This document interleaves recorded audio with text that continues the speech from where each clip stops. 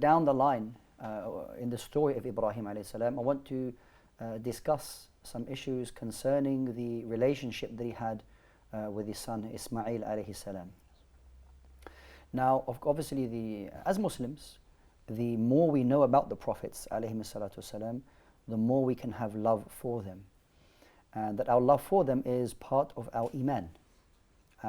If we say that the Prophet alayhi salatu salam is the most beloved to us all, which is a fundamental part of our iman, then that love must be based upon some form of knowledge concerning his seerah, concerning his life alayhi salatu wasalam. Similarly, the prophets and messengers who are mentioned in the Quran, especially the more detailed stories like Musa alayhi salam, like Isa alayhi salam, and also Ibrahim alayhi salam, and Yusuf alayhi salam. These particular stories are mentioned in great detail. The more you know about them, the more you will have love for them, subhanallah.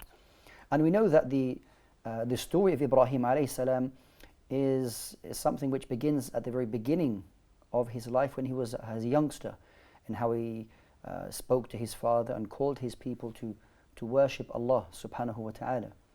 Now, as we know that Ibrahim alayhi salam, he eventually left his people in Babil, and then he made a long journey he traveled west, and then he made his way eventually to Egypt, and there he went through a number of trials and meeting people and so on, and he was there with his wife Sarah. Until this time he had no children.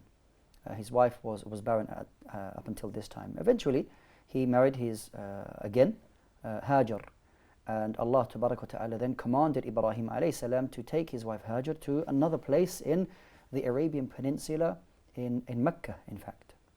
Now, upon arriving there it was a barren place. It was a place where nobody lived. It was uninhabited, no vegetation was there at all, in the middle of a desert. However, Ibrahim alayhi salam was commanded by Allah Jalla wa Ala to leave his wife Hajar and his son Ismael in this barren valley.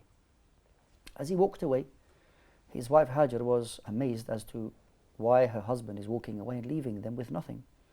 So she's calling him. Very difficult for a father, subhanAllah, to leave his family like this. But the trust in Allah Azza wa Jal is that what, of course, supersedes all. Eventually, she calls him and asks him, did Allah subhanahu wa ta'ala command you with this? Then he turns around, alayhi salam, and said, this is the command of Allah subhanahu wa ta'ala. Her reply, therefore, inna Allah lan yudayya'na. Then therefore, Allah subhanahu wa ta'ala will not forsake us. Allah will not leave us. So Ibrahim alayhi salam leaves his wife and his very, very small son and goes away for a long time. Now, there is some narrations that mention that from time to time he would return to visit his son. And in fact, his son Ismael alayhi salam was married. This means that many years passed, he'd become an adult. Of course, the story is a separate story about how then Mecca was inhabited by the tribe of Jurhum, and how people, inhabited this particular place, and it was a livable area now. This is, of course, a different story. But I want to focus on, subhanAllah, the responsibility of the father towards the son. That Ismail alayhi salam living in Mecca with his people, and at the same time Ibrahim alayhi salam not forgetting his responsibility towards his son. That each time he would visit his son, in fact on a couple of occasions he didn't find his son, and he found that maybe his home wasn't as it should be. So when Ismail returned, he saw the news, and actually he separated from his family, subhanAllah, and got remarried, until Ibrahim alayhi salam came back and saw the affairs of his home were settled. So the importance of a father advising his son.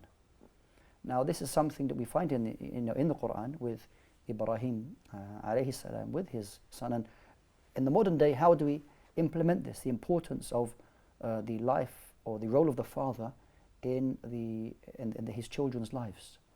Brother Muhammad, how important is this? Well, it is very important, and unfortunately nowadays people underestimate the responsibility of being a father. It takes, it takes a great deal of patience, a great deal of responsibility. It's not just about providing family with money and their needs. It's also about the spiritual responsibility, the emotional responsibility. You have to be kind towards your kids. You have to teach them. You are responsible about every single thing you do. And if you teach them good and they grow up and they become good people, then that ultimately will get back to you and you will be rewarded for doing that. Yeah. But Idris, we were discussing before about the dangers of a father not being in the life of his son or his daughter, and the importance of him being there and supporting them. Yeah, it's a big danger because usually the father plays an important guiding role, and especially as far as looking up and emulating.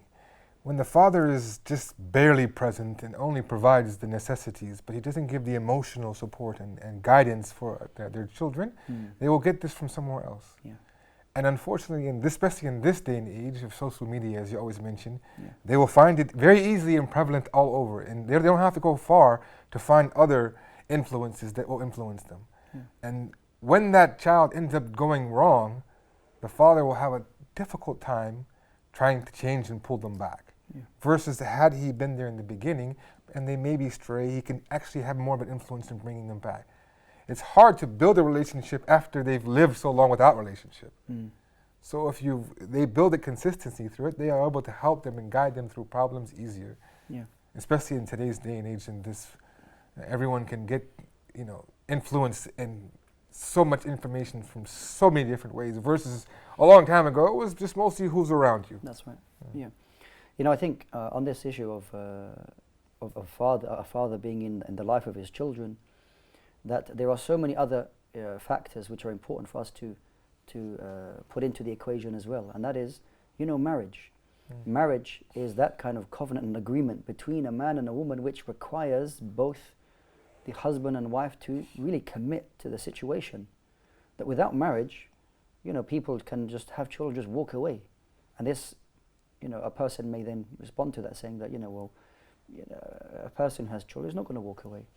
But the reality is, and statistics show, in many countries that where there's a lack of marriage, where there's illegitimate children, you find that the fathers do not have the appropriate role in the lives of their children.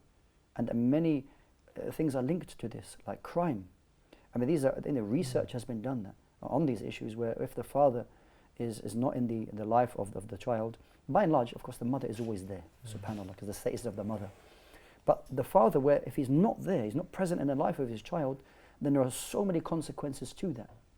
And things like you go into the areas of crime and vice and so on and so forth, because there was no father figure for that particular child. And this is something that Allah subhanahu wa ta'ala tells us in the Quran, unequivocally, explicitly, وَلَيْسَ الذَّكَرُ كَالْأُنْثَى, that the male and the female, that they are not the same, and that they have specific roles, even though society may be trying to dissolve and do away with such ideals, which up until a few years ago, like the history of humanity understood the role of the mother and the father, the male and the female.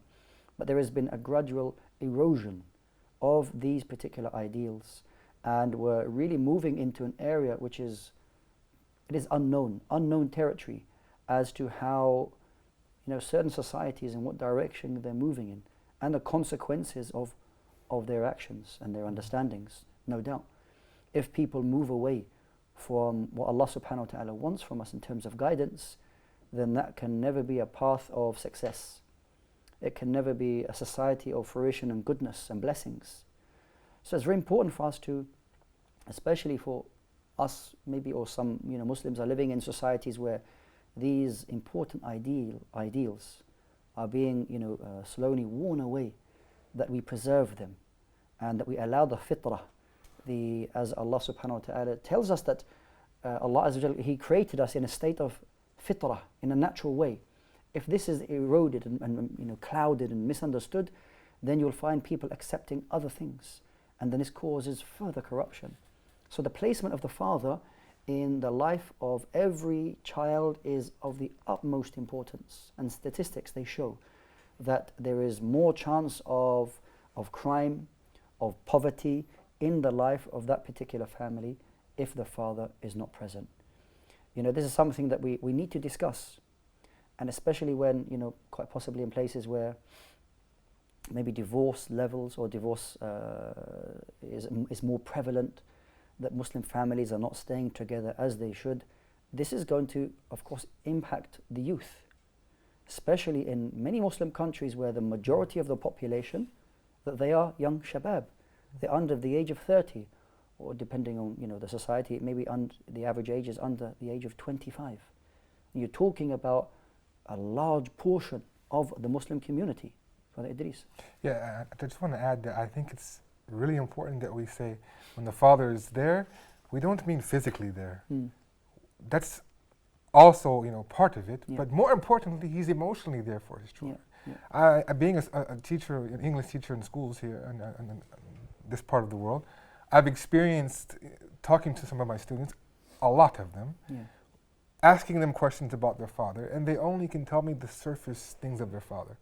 They don't know anything about, like, I had a student, he didn't even know what their father did for a living.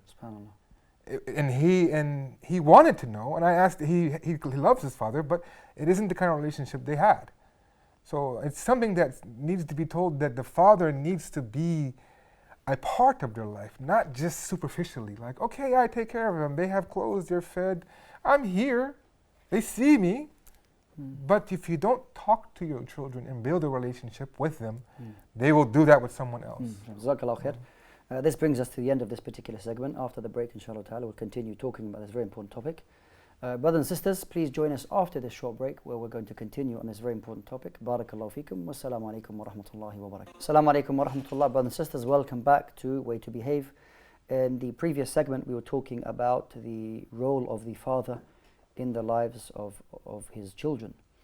Now, you mentioned a good point, Brother Idris, Jazakallah khairan, and that is the presence of the father in the life of his son or his daughter doesn't need to be, is not necessarily a physical one, but it is a presence in the life of that child. And we find the example of Ibrahim alayhi salam, that for a long time, he was away in the early years of the life of Ismael. Changes. So, we understand that divorce can happen and it is permitted in Islam, but the role of the father doesn't or shouldn't diminish, because the presence of the father, the role of the father is still present, and then that shouldn't be taken away. Maybe the relationship between the mother and the father of those children has broken down, but the children should never ever suffer. They should never suffer in having relationship with the two most important people in their lives, which is namely their mother and their father. And a person, as a Muslim, we should never allow our anger or never allow our ego or our feelings to inadvertently harm our children. It's maybe quite easy for me to stop, access to the father. The father doesn't, has no access to his children at all because of the issue I have with the father of the children. That should never impact the children's their lives. Having a father figure in their life, their own father, is very, very important. And this is a side point I wanted to mention. Brother Abdullah, if I can introduce you into the conversation, Jazakallah khair, that the role of the father in the life of not just the youth when you grow up. I mean, as a father, as a parent, you would always see your children as children, even if they reach the age of 20, 30, 40 and you become old. They are children. You never change in seeing them as small. Not necessarily you have to be a father to know that. If you have your own father, you will know that as well. So the importance of having a father in the life of young children. Yes, it's all related to the start of the beginning, the idea itself. Now, if you are taught to doubt on your child behavior and everything when he's grown up, you'll say, why is he doing this? Well, did you teach it to him when he was a young boy? He will say, he's not praying. Did you teach him how to pray when he was young? Not only his ethics and manners that you were able to apply it on him when he was still a child, but you have to move it on, starting from the religious statements and the religious relationship with Allah subhanahu wa ta'ala, not only the manners. Now, if he is getting, grown up as a young boy, maybe 20, 22, you start thinking that he's thinking just strange and not related to your ideas itself. And why is he doing this? Well, look at yourself. Look what have you done in the previous years of your life. If you want him to accept you, you must listen to him. You'll see that your son is becoming even better than you. Brother Muhammad. Yes, well said, Brother Abdullah. And it is very important because when your child gets older, and there is a saying we have in Arabic, when your child gets older, just befriend him. You can't control him, or sometimes it gets harder when the child is like 17, 18 to modify him. But as long as your child is young, you still have the ability to shape your child in the right way, or in the way you want, and it should be the right way. So this puts more emphasis on having a good and strong relationship with your kids, especially when they are so young. Jazakallah khair. You know, in talking about this issue, about the role of the father, we don't want to, dismiss the importance of the mother in the life of a child. I mean, the mother is the single most important person in the life of any child. But since we're talking about the story of Ibrahim alayhi salam, it is only relevant that we're talking about the father. We don't want to dismiss the importance of the mother. The mother is above all. And we know that the Prophet alayhi salam informed us that the love for the mother comes 3 times before the father. Yes. for any child. But what comes to my mind actually is during the life of Umar ibn al-Khattab radiallahu anhu, when he was the Khalifa, the Khalifa, the commander of the faithful, that a youngster, he came to Umar and was complaining about his father. And it is not usually right that, a young person comes and starts complaining about his father. And so Umar radiallahu anhu, he found it strange that you're complaining about your father. I mean, you should respect your father. You should listen to your father. So the father was called, and he said that your son has come here and he's raising some issues. And I'd like to hear, when you are both present, what the issues are. And this goes to show the importance of when there's an issue that is raised between 2 people and somebody's speaking about another person, that you have both people present and that you can listen to both sides. It's not about listening to one side and taking that as though it's 100% true. Maybe they have their own view on things, or maybe missing out information intentionally or unintentionally. You don't know. So the father was brought, and then Umar asked, he said to the child, so what's your name? And he mentioned a name which was a very bad name.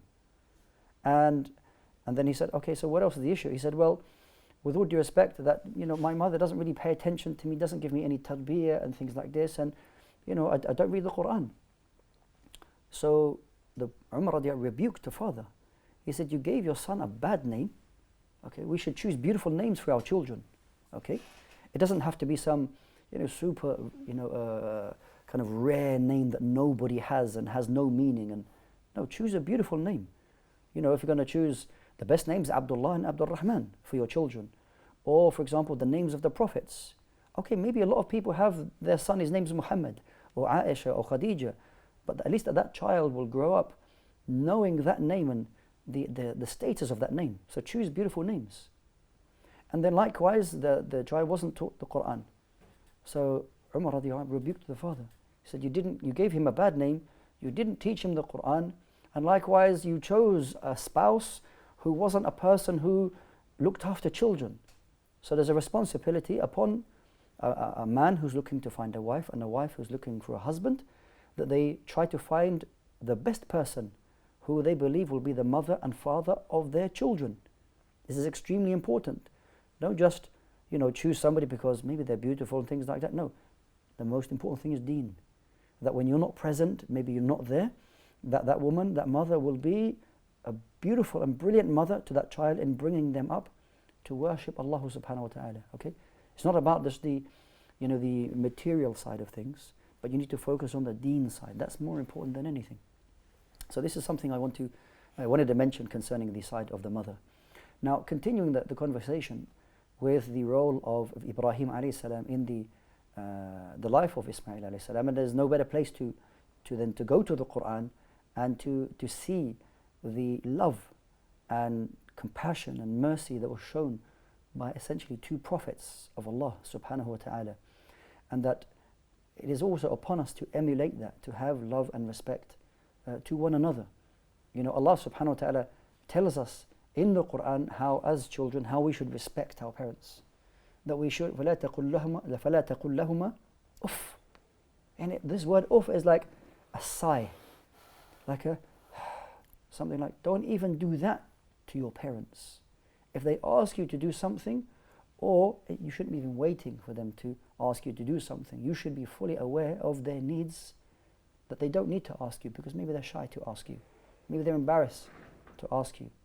So as you know, as sons and daughters, we need to be aware of the needs of our parents to ensure that we fulfill their rights.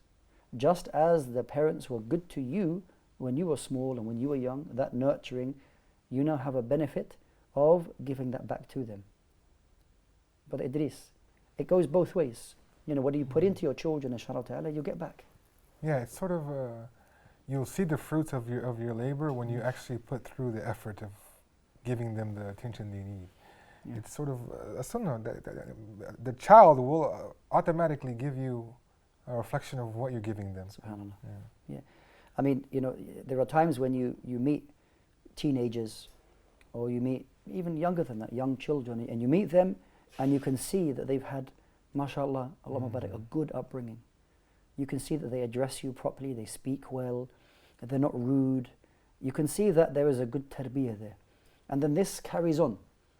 You know, how many traits that you actually have, and maybe you're unaware that these traits you took from your parents, you took from your own mother and father, the way that you speak to people, the way that you would interact with them. A lot of these traits you take from your parents.